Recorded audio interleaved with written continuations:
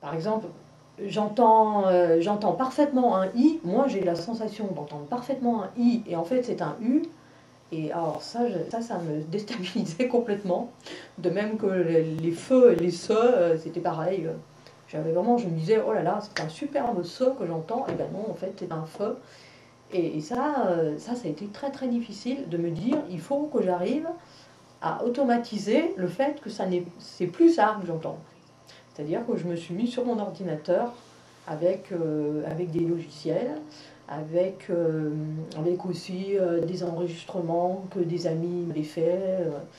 Et j'ai fait un travail systématique de réapprentissage. Et ça m'a pris des semaines et des semaines et des semaines. Mais je m'y suis astreinte tous les jours. Je me souviens pas m'être dit non, aujourd'hui j'en fais pas. Non, tous les jours, tous les jours, tous les jours, je faisais.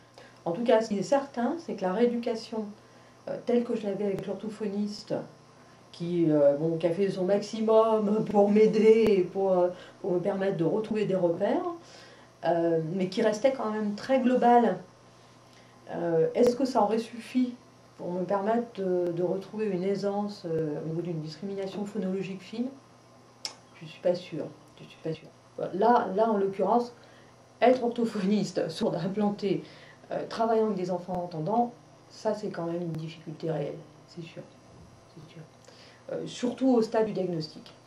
Pour plusieurs raisons, parce que, bon, d'une part, on est toujours dans l'oral, ça c'est clair. Les enfants entendants qui ont des difficultés de langage, ça n'a rien à voir avec des enfants sourds qui ont des difficultés de langage. Parce que les enfants sourds, ils ont quand même l'habitude, malgré tout, de faire des efforts articulatoires, souvent de regarder davantage les personnes. Il y a d'autres interactions qu'on ne trouve pas chez les enfants entendants. Chez les enfants entendants, dès qu'ils sont inhibés, ils utilisent quand même souvent la voix chuchotée, le port de tête, voilà, qui est différent. On retrouve moins ça chez les enfants sourds.